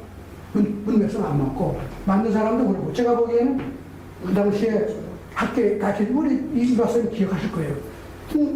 민간주도 그게 바로 이거다. 그러면 오히려 정부 개입을 줄이고 그런 차원에서 이렇게 해야지 이게 뭐 무슨 복지 한다고 뭐 김구하는 식으로 해서는 안 된다. 그렇게 봐야 되는데, 뭐 정치하는 사람들 이렇게 하면 표 안 나오니까 이제 뭐 얘기들 안 하는 거죠. 그 뭐 다른 거 나오면 이거 다 넘어가고요. 경제발전 원리에 대해서 먼저 간단하게 말씀드릴게요. 제가 시장이라는 게 너무 중요해요. 자유도 너무 중요해요. 자유 공부하는 사람이 계시는데. 자유나 시장은요, 공기와 같은 거예요. 그거 없으면 인간은 죽어요. 시장이라는 교환 기능이 없으면 우리는 죽습니다. 자유라는 것도 마찬가지예요. 자유가 없으면 인간이 살 수가 없죠. 그렇죠? 근데 그 다음에 경제. 그러면 자유가 있으면 그거 다 건강해져. 뭐 시장만 있으면 다 강한 사람이 되는 거야. 예를 들면 공기하고 필요. 공기가 없으면 죽잖아요. 근데 공기 있으면 다 잘 살 수 있어? 튼튼해져? 그게 아니다. 우리의 아주 기본적인 베이스가 되지만은 거기서 뭘 어떻게 하느냐에 따라서 먹고 사는 문제에서 번영하는 나라가 있고 번영하지 못하는 나라가 있고 역사를 통해서 보면 수만 년 동안 농경사회에서 다 거지고 살았거든. 그 농경사회 시장이 없었는데 다 있었잖아. 경제적인 자유, 뭐 제한적이지만 다 경제적인 자유가 있었단 말이야. 근데 왜 수만 년 동안 거지고 살았냐. 또 자본주의 이후에 우리가 소득이 증가해서 배고픔을 해결하고 소득이 증가하니 경제 발전 현상은 딱 200년 역사밖에 안 돼. 그럼 왜 어쩌면 이런 년만 그렇게 이러는 거야? 이게 너무나 큰 질문 아니에요. 이게 질문이 제대로 잘 던져지지도 않고 답은 못 찾고 있는 거예요. 네? 그래서 이것에 대한 답을 찾기 위한 건데 경제 발전이라는 건 뭐냐? 역사를 통해서 보면 이 마차에서 우주선 가는 과정이에요. 경제라는 게 마차를 굴리는 경제. 저도 뭡니까? 농경사회 아니에요. 박정희 시대 우리 마차 굴렸거든요. 자동차가 몇 개 있었나요? 구름하고 타고 다녔단 말이에요. 그게 박정희 20년 만에 자동차 타고 비행기는 못 만들었지만 자동차 만들었잖아요. 마차에서 기차, 자동차, 그 다음에 비행기, 우주선까지 가야 되는 거죠. 이게 경제의 질적 변화라는 거예요. 그동안의 경제는 너무 얘가 단순하면은 마차를 10개 만들다가 100개 만들면 경제 발전했다고. 10배. 생산성이 10배 올라갔으니까 소득도 10배 올라가고. 야, 그게 아니다. 마차를 100개 만들어서 철사로 이어가야 절대 기차는 되지 않아요. 그러면 그래? 어떻게 마차 100개 더, 마차 덩어리가 기차가 되겠지? 이게 우리가 고민해야 될 거예요. 인간이 뭐예요?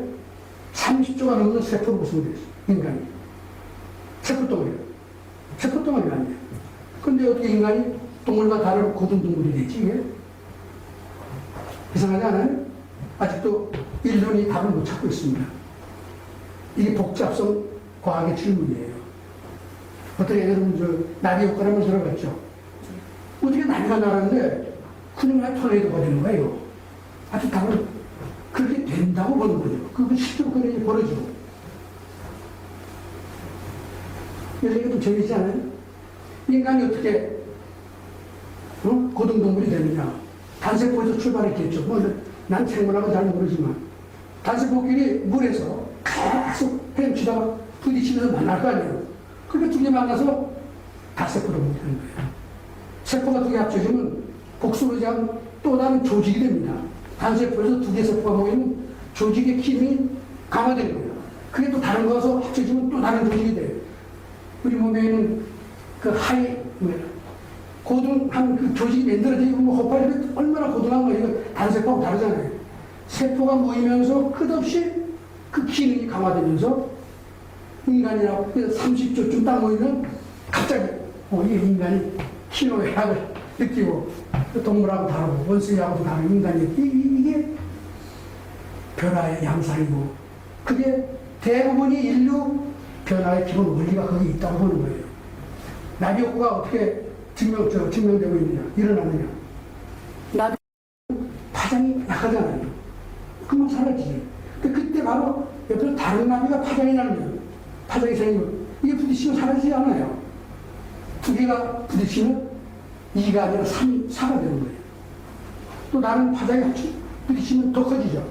이게 옛날 오리지널 페이퍼, 그 과학 그 페이퍼를 인용하면 아마존강에서 나는 나비가 이게 부딪히면서 커지기 시작하고 대서양을 향해서 올라간단 말이에요. 북미를 향해서. 이게 가면서 온갖 이 나침성의 바닥에 치면 뉴올리언스에 가면 수십만의 이재명을 내려내는 토네이도가 될 수 있다는 게 그게 과학 저널에 실린論文이거든. 그러니까 워싱턴 DC에서 날아가는 북쪽에 지진하는 이게 틀린 얘기 아니다. 사람이 변하는 이치가 그렇고. 이게 이 과정이 뭐냐? 이 과정은 근본적으로 이런 겁니다. 그동안에는 하나 더하기 하나는 2라고만 생각했는데 이게 안 되는 현상이 생긴다 이게. 이게 이제 복잡성 과학의 출발인데. 우리가 이제 알고 있는 열역학 제1법칙이 뭐예요? 에너지 보존의 법칙 아니에요. 그거는 에너지는 없어지지도 않고 사라지지도 않고 그냥 형태만 바뀐다. 항상 균형이야. 경제학의 균형이라는 개념이 거기서 왔거든. 그냥 있는 게 있는 거예요.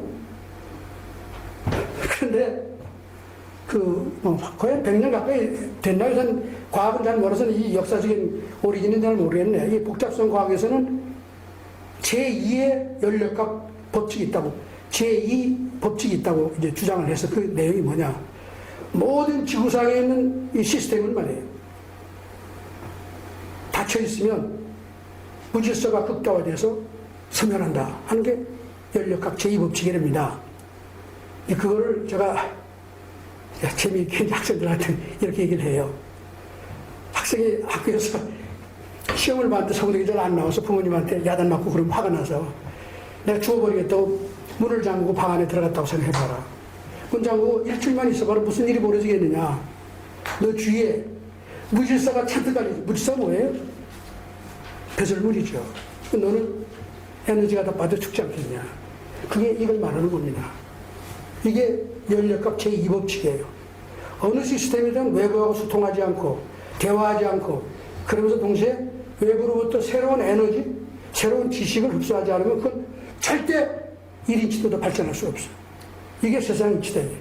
이게 모든 생활에 여러분 아시죠? 훌륭한 이웃을 만나고 훌륭한 선생을 만나고 훌륭한 친구를 만나고 이래야 자기가 발전할 수 있는 거예요. 경제발전소의 전부 다 이겁니다. 그 얘기는 뭐냐? 열린 시스템은 이런 소통을 통해서 이게 이 소통을 비선용적이라고 얘기해요. 왜냐하면 하나 더하기 하나가 2가 아니라 3, 4가 되는 과정이기 때문에 하나 더하기 하나가 2는 이게 선용적인 거 아니에요. 응? 슬로프가 이 기울기가. 근데 하나 더하기 하나가 100이 된다고 이게 뭐 이렇게 로우 함수로 치면 이렇게 한단 말이에요. 이 현상은 말하자면 서로 만나서 상대방을 배우고 더 좋은 지식을 흡수하고 그걸 통해서 에너지를 더 얻어야지만 이 시스템이 발전할 수 있다는 거예요. 경제 발전이 그 현상이라는 거예요. 경제라는 거는 사회 현상 중에 가장 복잡한 현상이라고 이미 그 다 판명이 나고 그렇게 얘기를 합니다. 그럼 하이에크에서부터 그런 얘기가 나왔어요. 요즘은 뭐 산타페 연구소라고 미국에 거기서 본격적으로 하고 있고 뭐 페이퍼가 뭐 엄청 나오죠. 시너지 학이라고 그래가지고 어떻게 하면 서로 시너지를 낼 거지 만나서 소통해라 이제 이런 겁니다. 근데 이 과정이 없이는 새로운 변화, 이걸 창발이라고 해요. 나타날 수가 없다. 이제 그게 이 원리의 핵심인데 그러면 서로 소통한다는 건 뭘 의미하냐. 서로 남을 배우는 겁니다. 러닝하는 거예요. 이게 없으면 경제 발전은 없는 겁니다. 그래서 요즘 경제학에서도 그 소위 내생적 성장론이라고 그래가지고 지식을 배워야지 된다. 러닝하는 거예요. 중요하다는 얘기를 많이 해요. 그런데 이 트렌드의 문제는 뭐냐면 이 러닝이라고 하는 현상이 이제 다른 말로 표현하면 그게 전부 다 무임승차하는 거예요. 우리는 태어나면 부모님한테 우선 무임승차하는 거예요. 값도 안 갚잖아요. 형제한테 무임승차. 밖에 나오면 선생님, 이웃한테 다 무임승차. 그냥 국가 바로 나라다 무임승차하는 거지. 이번에 트럼프하고 시진핑의 싸움이 다 그거 아니에요. 우리는 누구한테 무임승차했어요? 일본. 이미 아니라 저 뭐랬다. 이용미. 제가 박정희 살아있는 경제학에 이승만 대통령 시대를 이용미라고 제가 이름 붙이고 박정희 시대를 이용일이라고 했어요.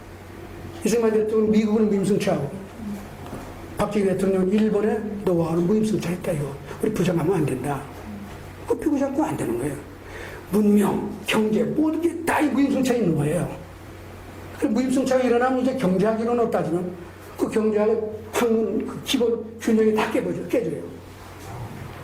경제학이라는 학문은 남한테서 배우면 안 되게 돼 있어. 경제학의 그 강단 경제의 가장 중요한 완전 경제 모형의 핵심은 뭐냐면요. 나는 내 혼자 존재한다. 그렇게 만들었어. 그게 뭐냐면요. 그 시장이라고 하는 모형을 만들었는데 거기는 N개의 무한대로 많은 경제 주체가 있다고 가정을 하는 거예요. 무한대로 많은 경제 주체가 있다는 말은 무슨 얘기냐. 이거 중요한 얘기인데 무한대로 사람이 많으면 내가 무슨 짓을 해도 다른 사람한테 영향이 없어. 아시겠죠? 그걸 만들어내기 위해서 그런 세상을 만들어내기 위해서 그런 가정을 하는 거예요. 너무나 많은 사람이 있기 때문에 내가 무슨 일을 해도 다른 사람한테 영향이 안 가니까 그리고 다른 사람도 나한테 영향을 안 미치니까 그 다음 어떻게 내가 혼자서 알아서 내가 좋아하는 것만 하면 된대. 협력이라는 건 없는 게 경제학이에요. 협력이 있으면 요즘 뭐라고 그래? 담합이니 뭐니 담합이 없는 세상은 없고 그런 과정이 없으면 경제 발전도 없어. 아이디어 속 주고받고 협력하고 이래야죠. 경제학의 기본은 혼자야. 그걸 일컬어서 아토미스틱, 원자적인 개인 경제이다 이렇게 얘기한다. 그러니 이게 이런 모형을 가지고는 제가 말씀드린 시너지를 창출하는 이 현상과 이걸 과정을 설명할 수 없는 거예요. 그러고 이 모형은 아까 말씀드렸지만 에너지 보존의 원리, 그 원리에서 균형이라고 하는 개념이 들어와서 경제학에. 여러분 아시겠지만 수요 공급이 갖다 주면 균형이라고 그러잖아요. 그러면 시계추가 멈춰서 꼼짝하네. 그런 상태를 만들어내야지만 경제학에서 논문이 패스해요. 근데 제가 말씀드린 무임승차가 들어오면요, 그거 다 깨지는 거지. 이거는 계속해서 남을 무임승차에서 따라잡고 캐치업하고 끝없는 죽고 사는 경쟁이 벌어지는데 그건 균형이 없는 거예요. 불균형이 보편적인 현상이에요. 현실 시장에서. 근데 경제학은 불균형이 있으면 안 돼요. 그러니까 이제 최근에 아까 말씀드렸지만 주류 경제에서 이 지식의 중요성을 강조하는 부류가 생겨서 이제 한참 했지만 그 사람들이 이제 딜레마가 뭐냐. 그 논문을 써서 인류 전열에 실으려면 반드시 끄트머리 가면 균형이라는 가정을 해야 돼. 균형을 가정하면 제가 얘기하는 모든 이 중요한 인플리케이션이 다 도망가 버리는 거예요. 옛날, 과거로 다 돌아가는 거죠. 이건 다 열려있고, 불균형이고, 끝없이 마차에서 우주선으로 가는 이 과정이 되풀이 일어나고, 이 과정이 실제로 경제다. 이렇게 봐야 되는데, 그렇게 다룰 수 있는 수단과, 수단이 없는 거예요. 그래서 저는 어디에 착안을 했는데, 이 무임승차라는 현상이 대단히 중요한데, 이 무임승차가 일어나면 어떤 일이 생겨요? 버스 회사가 망하잖아요. 그렇죠? 그 망하는 버스 회사를 살려야 되는 거예요. 근데 무임승차가 없으면 어떻게 돼요? 세상 바뀌지 않아요. 경제 발전은 무임승차에서 오는데, 아버지 어머니한테 우리가 무상으로 배우지 않으면 어떻게 우리가 살아나서 인간이 될 수가 있나, 예컨대. 근데 그거를 허용하면, 죄송한 말씀이지만, 부모한테 요즘 효도하지 말자며. 그런 나라가 되면 어떻게 되는지 알아요? 부모는 사라져. 어떤 의미에서? 훌륭한 부모는 안 나타난단 말이에요. 모든 대한민국 국민이 효도가 의미 없어. 낳고 자라면 다 끝이야. 그러면 누가 자식을 낳겠느냐. 이런 거예요. 그럼 어떻게 이 보상을 어떻게 할 거냐는 이 문제에 봉착하게 된단 말이에요. 그래서, 현장에 있는 모든 개인들은 남의 것 베끼고, 그 다음에 관심 없고, 그래? 그러면 훌륭한 인재는 안 생기겠네? 그럼 그 사람은 어디로 가? 마차로 계속 내려가는 거죠. 도약을 못 하는 거예요. 그럼 여기 누가 있어야 되는데? 저 하느님이 필요한 거예요. 박정희 같은 하느님이 필요한데, 인간은 이미 그 문제를 아주 원시 시대부터 다 깨닫고 있었던 거예요. 시장에서 버려진 개인은 말이에요. 아무것도 못해. 이 시장이라는 너무 불안전해. 시장에 아까 얘기한 강단경제 교과서에 있는 시장은 정보가 100% 완전하다. 그게 뭐냐? 우리 개인들은 시장에 참여하는 호모 에코노미쿠스. 이거는 세상을 다 안다, 이게. 하느님이라고 하잖아. 미래에 무슨 일이 일어날지 다 알고. 이런 가정하에 그 모형을 만들었기 때문에 그 모형에서는 아무것도 새로운 게 나올 수가 없죠. 모두 잘 사는 세상. 이걸 말하자면 닐바나라고 그래요. 닐바나. 이런 경제를 그냥 그리고서 좋아라고 그냥 그러고 있는 거예요. 근데 실제 시장에서는 너무나 정부가 희귀하고 어렵기 때문에 사기당하기도 하고, 혼자 가서 뭘 도모할 수가 없는 게 시장이에요. 예를 들면 여러분, 기업가가 중요하다고 많이 얘기하는 건 상당히 진일보된 얘기예요.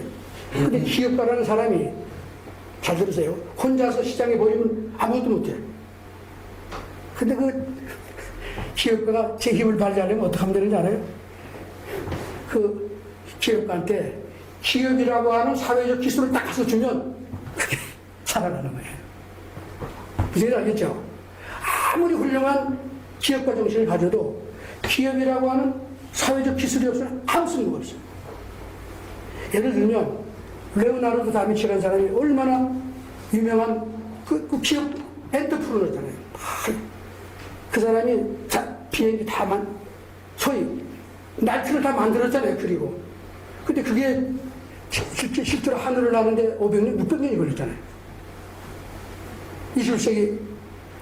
20세기 초에. 왜 그런 일이 벌어졌냐?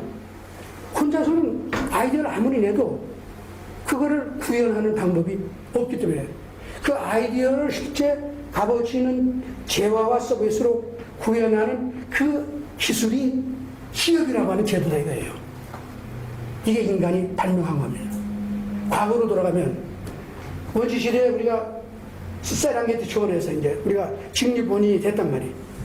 맹수가 끝없이 쳐들어오고 때때로 다른 도둑이 쳐들어오고 이걸 어떻게 막을 거냐? 시장이라는 건 절대 A가 B를 강제할 수가 없는 게 시장입니다. 시장의 본질은 쌍방간에 평등하고 아주 민주적이죠. 합의가 없으면 아무것도 시장 거래를 하면 안 돼. 그렇지 않고 일방이 압력을 넣어서 거래를 하면 그건 시장이 아니고 이미 조직이 돼버려요. 시장이라고 하는 컨셉은 각자가 혼자 있는 거예요. 말하자면 자유자재로. 이런 개인한테 지금 맹수가 쫓아오는데 마을이 대응할 수가 있어요? 저기 창 들고 달려오는데 어떻게 대응을 해요? 인간이 벌써 알아. 뭐야? 군대 조직을 다 만들었죠. 조직이 뭐야? 거기는 하느님이 있어. 대장이 있고 명령에 의해서 다 결정합니다. 아시겠죠? 주장이 생기고 그 조직을 해서 명령하고 지휘하고 하는 게 그 시장하고 다른 거예요. 이게 이미 우리 오래전서부터 인류가 그 개념을 알고 있었던 거예요. 아, 이렇게 해야지 우리가 힘을 모빌라이즈하고 힘을 동원해서 키울 수 있다는 걸 이미 아는 거예요. 그 장치가 나중에 가서 이제 뭐 상인 기업으로 다 발전이 되고 나중에 주식회사 하자고 이렇게 했지만은 이게 조직이라는 겁니다. 조직은 시장하고 다른 거예요. 아시겠죠? 이 조직이 등장해서 뭘 하느냐? 조직은 사람을 모아놓고요. 그 안에서 시장과 똑같이 차별해요. 이게 차별이라는 게 그게 중요한 거예요. 기업에 계셨던 분이 기업이라는 조직이 그 기업 조직 안에 있는 개인 간의 성과를 차별하지 않으면 그 기업은 존재할 가치가 없어요. 참새뿐이에요. 아시겠죠? 그러니까 노조가 잘못되면 그게 망하는. 그래서 기업이라는 게 그게 중요합니다. 근데 이 기업이 그동안 뭐 이제 상인 이렇게 하고 그러다가 이제 나중에 영국에 와서 1820년대 초에 제대로 주식회사 제도가 민간에 허용이 되면서 이게 폭발적으로 산업혁명을 일으켜서 왔단 말이에요. 근데 이게 중요합니다. 그래서 그 다음에는 그럼 이런 기업을 어떻게 만들 거냐? 정부가 그 제도를 만들어야 될 거 아니에요. 그래서 죄송합니다.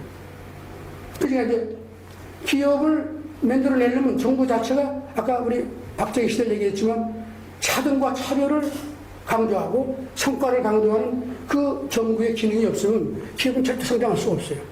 그래서 제가 만들어낸 게 이 이론이에요. 시장이 너무나 중요하지만 시장만 가지고는 안 되더라 이거예요. 그래서 그 약점을 보완하기 위해서 기업이라고 하는 조직이 인류가 만들어낸 거예요, 민간이. 그걸 했지만 그 다음에 중요한 거는 기업도 무임승차를 남아요. 잘하는 기업은 끝없이 무임승차 측면은. 일본의 기업 우리가 다 무임승차해서 다 망했잖아요. 전자회사가 다 우리가 훔쳐먹고 뭐 조선도 다 그런 거 아니에요? 지금 트럼프가 걱정하는 게 다 그런 거죠. 이런 속에서 그럼 정부가 뭘 해야 되느냐? 그게 바로 경제적인 차별이에요. 성과에 따라서 지원하고. 이 3자가 뭐를 해야 돼요? 하늘은 스스로 돕는다는 이치를 실천하는 나라라야만 그게 마차에서 우주선 갈 수 있다 하는 게 이게 제가 말하는 창안한 이론의 핵심입니다. 근데 이제 이 이론에 따라서 보면 자본주의 발전은 물론이고 먼 옛날 인류가 농경사에서부터 걸어온 만년 넘는 이 세월의 역사가 이 원리로 다 설명할 수가 있다. 농경사회는 시장밖에 없어요. 정부는 오히려 국민들한테 해가 되는 일을 많이 하는, 참여를 안 하는 거지. 사회난장에 죄송하지만 우수하고 열심히 노력하는 사람을 대접하는 일을 안 한 게 농경사회의 핵심 문제였죠. 자본주의 사회는 다 발전하는 게 아니라 요 세 주체가 다 성과를 중시하고 보상을 차별한 이 제도를 만들어서 끌어내면 되고, 그러나 그렇지 못하는 자본주의 사회는 발전하지 않더라. 이게 오늘날 선진국이나 후진국 중에 사회민주주의니 뭐 해가지고 어려운 나라는 전부 다 여기서 뭐해? 정부가 평등을 내버리고, 우리가 요즘 대한민국이 하는 것처럼 기업은 어떻게 하는지 알아요? 기업에 투자할 기회가 점점 없어지는 거예요. 제가 좀 복잡한 메커니즘이 있지만 기업 규제가 늘어나는 건 물론이고 세금도 많이 받고 기업에 대한 세금이 계속 증가하죠. 그리고 기업이라는 거는 저축이 없으면 투자를 못 하잖아요.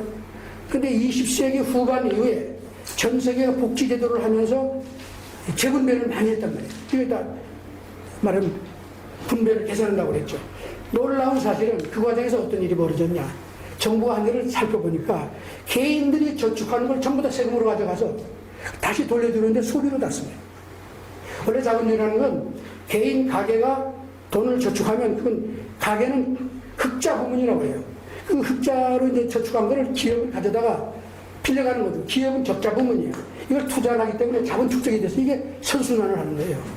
계속 기업이 투자하면 저축으로 받쳐주고 막 이렇게 하는데 복지제도가 들어오면서 그 저축을 정부가 다 가져가 버리는 거예요. 가져가서 그 다음에 뭐예요? 재분배하니까 축적이 난다고 전부 다 소비로 없앤 거예요. 지금 전 세계가 그러기 때문에 기업의 자본 축적 여력이 계속 줄어드는 거예요. 이게 좀 최근에 알런 그린스팬이라고 미국의 연방준비제도 이사회장을 18년 몇 년 했죠. 엄청나게 오랜 기간 동안 유명한 경제학자인데 그 사람이 어떤 사람 공저로 쓴 미국의 자본주의 역사라는 책에서 딱 한마디로 미국은 기업이 국가보다 잘할 수 있다는 이념이 지배한 시대는 반드시 흥했다.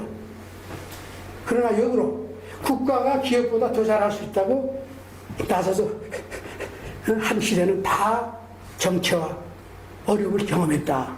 그런 얘기를 하는 거예요. 그러면서 역사를 놓고 보면 복지제도가 들어온 다음에 저축은 다 제로로 가고 거의 제로입니다. 저축이 없어요. 일본도 거의 제로예요. 일본이 지금 일본의 개인 부문은 전부 다 적자 부문이에요. 흑자가 아니라. 기업은 흑자 부문이에요. 그보다 20, 30년 전에 그렇게 됐어요. 이 선진국들의 그 역사를 보면 저축이 거의 0으로 다 가요. 저축률이 없단 말이에요. 저축률이 없고 투자도 없는 거예요. 물론 기업이 자기 저축을 통해서 일부 하겠지만, 그러니까 과거에는 민간 쪽에서 오는 저축이 투자로 전환되는 이 과정에 기업이 이걸 잘 활용했는데 그게 안 되는 거예요. 그래서 오늘날 전 세계에 다 어렵다. 이 원리를 따르지 않기 때문에 그렇다. 이런 얘기예요. 그래서 제가 하나 더 간단히 말씀드리면 공산주의, 사회주의는 어떻게 망했냐. 사회주의를 하려면요. 기업을 없애버리면 돼요. 칼 막스는 기업을 싫어했잖아요. 자본가 다 없애요. 기업을 없애, 그 사람이 어떻게 생각했냐. 기업을 없애고 뭘 어떻게 해요? 공장만 살리면 된다고 생각하는 거예요. 여러분 공장하고 기업은 다른 겁니다. 근데 공산당이 그렇게 얘기하죠. 기업 경영, 공장 경영을 공산당이 맡아서 어떻게 하는지 알아요? 경제적인 참여라, 보상 체제를 다 평등을 만나요. 망하지. 누가 이래요? 아까 하느님 반대로 한 거지. 그리고 사회주의가 망한 거예요. 중국인은 잘하는 이유? 우리한테 다 배워갔지. 기업 육성 정책을 우리가 했던 게 똑같은 정책을 하고 있는 거예요. 제가 길게 얘기 안 하지만 그렇습니다. 그래서 이제 우리나라 역사 이건 하나만 더. 이거 이제 보시면은 전 세계에서 7대 국가야.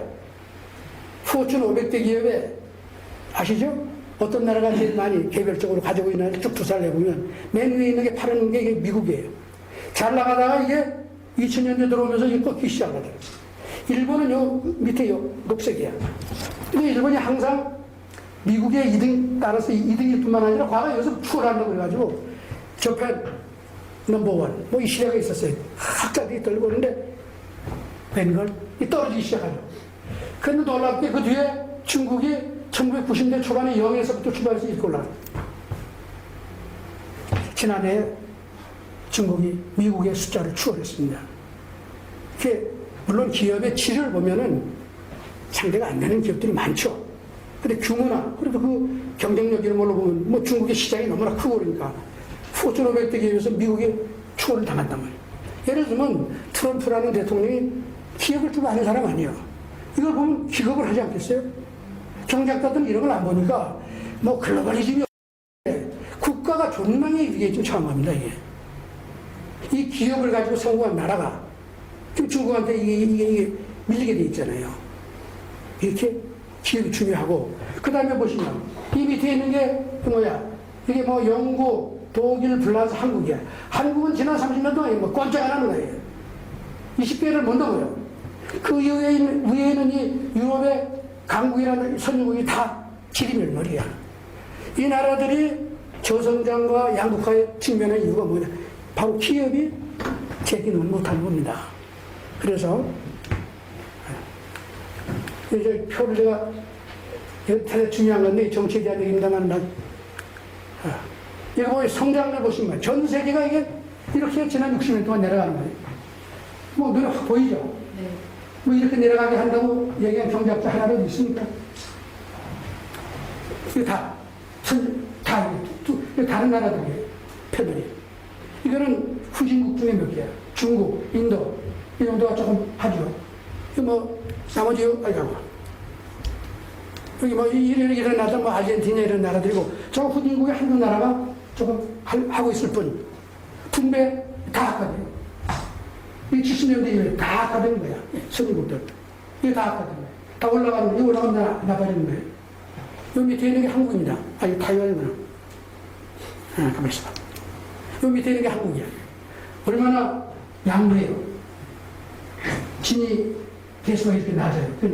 나쁜 거거든요. 그렇지만 이 숫자가 어떻게 해요? 이게 90년대 이후에 계속 올라가잖아요. 이거 우리가 이거 하겠다고 누가 정치인 얘기한 사람 있어요?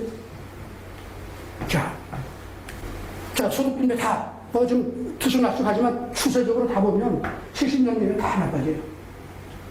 뭐 80년대 꼭 집어서 얘기하는 사람도 있는데, 대체로 보면 그동안의 세계 경제 발전사는 뭐냐? 간단하게 얘기하면, 성장은 계속해서 왔거든요. 분배는 계속해서 왔거든요. 성장과 분배는 다 왔거든요. 재밌는 거는 재분배 정책을 하면 소위 가처분 소득은 어느 정도 안정이 돼요. 그거 있잖아요. 자꾸 아까 소비를 자꾸 보장해 주니까. 근데 시장의 소득은 분배가 더 하되는 거예요. 아까 말씀드렸지만 이게 소득 재분배를 하면 할수록 저축이 떨어지니까 투자가 안 되고 기업이 전체적으로 자기가 자원을 이용할 수 있는 역량이 점점 줄어든단 말이에요. 그러니까 일자리가 안 늘어나고 시장에서는 계속해서 분배가 악화되는 현상이 일어나죠. 그럼 그걸 보완하려면 정부가 재정을 어떻게 계속 쏟아부어야 되는 거예요. 그 결과적으로 대통령조차 계속 늘어나는 거예요. 오늘 전 세계가 지난 60년 동안 이렇게 걸어온 거예요. 이걸 어떻게 풀어야 되느냐? 박정희 식구가 이 문제를 풀어야 되냐? 자, 그래서 제가 뭐 새마을운동 제가 나중에 얘기 좀 합시다. 이게 수출 얘기 제가 하고요. 중하고. 그러니까 박정희는 기업을 앞장세우고 다른 나라들도 정부가 역할을 했지만 기업을 앞장세운 나라는 없어요. 정부가 직접 했어. 대만이거든요. 다 실패했다고. 중국하고. 그런데 85년 이후가 돼야 대만이 깨닫고 정부가 기업을 육성하기 시작해서 TSMC하고 80년대 말에 시작을 했던 거예요. IT 컴플렉스 단지를 만들어가지고 집중적으로 해가지고 요즘 대만이요. 한국보다도 대기업일지 더 큰 거예요. 근데 한때 학교하고 경제학자들이 야, 왜 우리나라 재벌이 생기냐? 대만 말하면 중소기업까지 가는 말도 안 되는 거예요. 대만의 중소기업은 왜 그걸 가지고 살아남을 수가 있었느냐? 대만이라는 나라는 일본을 되게 좋아하는 나라예요. 식민지였잖아요. 우리는 되게 싫어하고. 그래서 대만은 중소기업은 전부 다 민간이하고 정부는 중화국을 했는데 중화국 다 망했어. 그 민간 중소기업은 일본의 대기업의 하청력으로 다 끼어들어간 거예요. 그게 개발됐는데 우리 같은 그 시대에 대만 경제의 성공을 바탕을 했죠. 근데 85년부터 성장을 못해. 그래가지고 85년 이후에 대만의 총통이라 해서 전부 다 친일본 이런 사람들이 들어가지고 대기업 키우자는 전략을 쓴 거예요. 그래가지고 IT 산업을 키우기 위해서 대만의 타이완 대북시 부분에 이거 만들어 놓고 계속 정부가 지원을 해서 누가 TSMC 같은 게 생긴 겁니다. 그러니까 우리의 뒤를 한참 뒤에 쫓아온 거예요. 자, 그리고 정치의 경제화라는 말 제가 요즘 많이 써요. 요즘은 정치는 평등을 추구하는데 아까 앞에서 못했는데 정치는 그냥 평등을 따르게 돼 있어. 자유민주주의 체제마저도 그렇게 원맨 원못 1인 1표 제도는 반드시 경제를 평등하게 하자는 이념이 지배할 수밖에 없는 거예요. 그거 아주 문명이에요. 그렇게 되면은 경제는 죽어요. 박정희가 그걸 막아내야 된다. 경제는 경제원리 뭐예요? 시장의 차별화를 살려내야 된다. 보상을 차별화해야지 동기가 보이고 이게 박정희 철학인데 그걸 막은 게 정치를 경제화했다 제가 그랬어요. 그 경제적 차별화, 그 동기부여. 저는 이 세 가지가 가장 중요한 박정희 키워드라는 거예요. 이게 다른 나라도 이걸 해야지 발전하지 않겠느냐. 이제 박정희에 대한 뭐 여러 가지 비판이 다 틀린 얘기예요. 사실에 부합하지도 않고 뭐 불균형 절대 사실에 부합하지 않아요. 재벌 만드는 재벌은 절대 만들어낸 게 아니고 중소기업 육성정책을 잘한 겁니다. 이건 뭐 부정할 수도 없어요. 최고 재벌 만드는 기업이 있었나요? 삼성상회가 됐고 LG 부산에 아시잖아요. 여기서 아까 SK 유네임이 500만 원짜리 오퍼 싸가던 대우가 제2재벌 이거 다 중소기업의 성장하죠. 이 과정은 뭐예요? 잘하는 중소기업이 대접받는다. 이게 핵심입니다. 그런데 그렇기 때문에 지금 우리가 이 박정희에 대해서 오해를 너무 많이 하고 있다. 그 민주화 시대는 뭐 듣기 얘기 아니고 성과는 우리 원치 않는다. 성장도 원치 않는다. 이거죠. 그러니까 경제가 나아질 수가 없고 대기업이 모든 문제의 원흉처럼 생각하는데 정반대로 대기업이 중소기업에서 자라나지 않았으면 대한민국 경제는 없다. 그리고 오늘날 대기업들이 문제가 많다. 많을 수가 있어요. 어떤 의미에서? 대기업들이 여기 뭘 많이 가져왔는데 질문하다가 또 나오면 제가 보여드릴게요. 이게 지금 우리나라 기업의 전체 기업 부문의 성장 역사입니다. 이 데이터는 다른 데서 볼 수가 없어요. 제가 정말 어렵게 만드는 데이터인데 뭐 믿으셔야지 어떡하겠어요.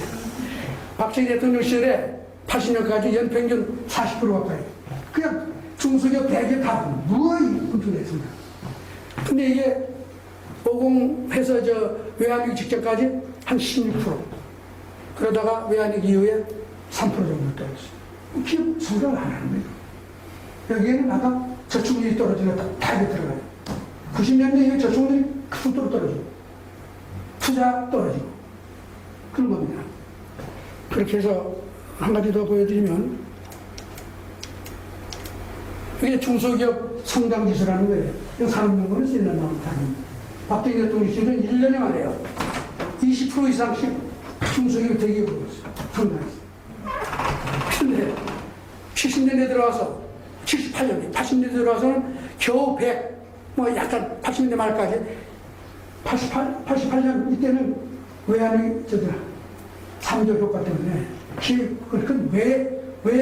해외 여건이 좋아가지고 다른 속도로 기업 성장을 시기했죠. 그때는 그냥 현상 유지를 했단 말이에요. 그런데 90년대 이후는 어떻게 돼요? 동그랗게 표시한 거 있잖아요. 빨간 점으로. 그게 이제 민주화의 이유인데 이게 얼마예요? 70, 60. 이 말은 연간 30% 내지 40%의 중견기업이 어떻게 중소기업이 떨어지는 거예요. 깎고. 이게 중소기업 철공을 만들어내는 거예요.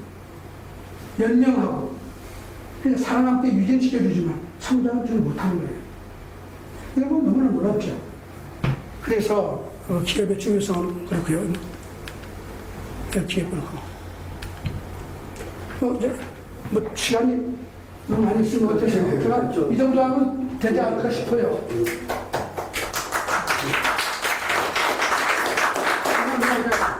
한시 하나 가져왔어요. 옛날에 중국의 송나라 때 한시라고 합니다. 어떤 사람이 봄이 왔다고 그래서 봄을 맞이한다고 집신을 새로 신고 산천수공을 하면서 봄을 맞이하러 나가서 아무리 헤매도 봄이 안 보이는 거예요. 실망하다고 이제 집으로 돌아왔습니다. 대문을 열고 들어오는데 코끝에 매화 향기였었죠. 무슨 얘기예요? 집안에는 이미 봄이 왔어. 집안에 매화 나면 이미 봄이 왔는데 이걸 못 보고 세상에 돌아다니면서 봄을 찾아다니는 거죠. 그게 대한민국의 꼴이다. 박정희시대의 기적을 이루고 미흡했지만 오공을 통해서 우리가 정말 중진국 그뭘 다 만들어내고 모든 기초를 만들어낸 나라가 그걸 버리고 선진국이 하는 걸 따라가면 된다고 지난 30년 동안 열심히 했던 거예요. 그 중에 한 사람이 저서 가지고는 우리 이 박사님도 그런 사람 중에 하나고 대한민국 경제학회가 우리가 이런 봄을 보지 못하고 해외에서 열심히 배워서 하다 보니까 무슨 일이 생겼어. 해외가 다 망하는 거야. 선진국 중에 잘하는 나라 없잖아요. 후진국 그 중에 잘하는 나라 없잖아요. 어떡할 거냐. 정말 심각합니다. 그래서 여러분들이 이런 얘기에 노력에 동참한다면 감사드리죠. 저는 그냥 혼자 이렇게 떠들고 있습니다.